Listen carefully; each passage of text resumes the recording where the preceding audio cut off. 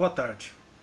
Saudamos a todos e todas as colegas, estudantes da disciplina do Direito Processual 4, sob o comando dos professores Eduardo Sodré e Salomão, a quem aproveitamos a oportunidade de manifestar nossos respeitos e gratidão por terem encarado, topado o desafio de ofertar a referida disciplina neste novo formato e sob circunstâncias especialíssimas da crise pandêmica SARS-CoV-19 nesse semestre letivo extraordinário 2020.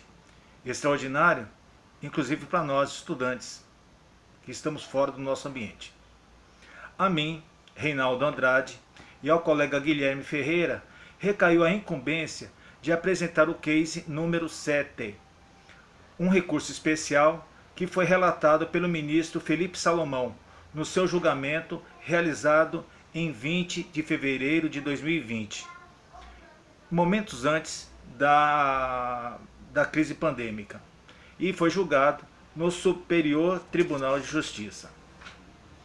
O caso se iniciou em 2004, quando um pai celebrou um contrato com uma instituição privada visando a prestação de serviços educacionais aos seus 3 filhos menores.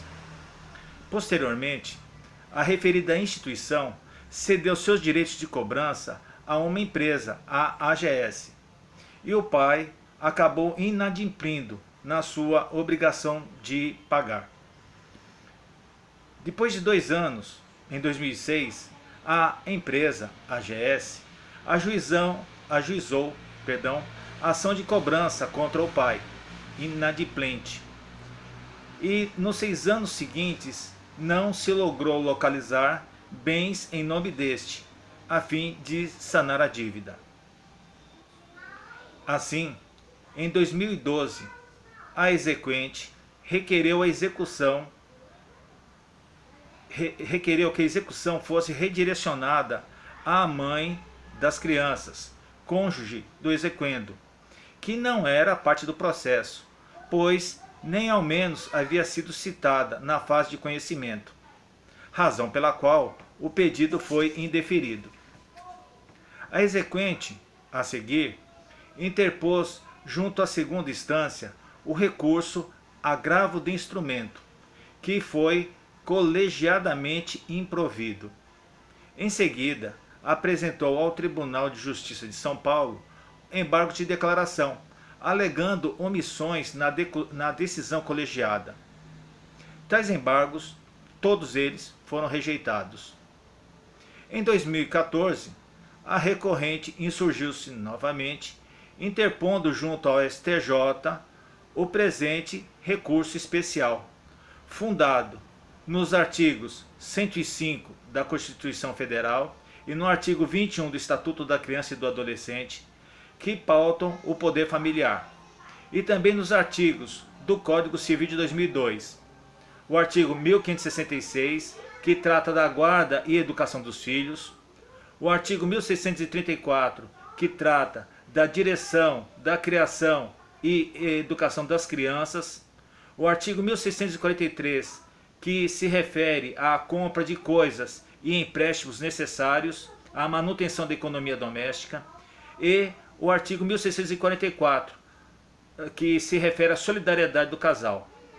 Finalmente, abordou também os artigos 508 e 541 do CPC de 1973, que tratam, respectivamente, dos recursos e do recurso especial.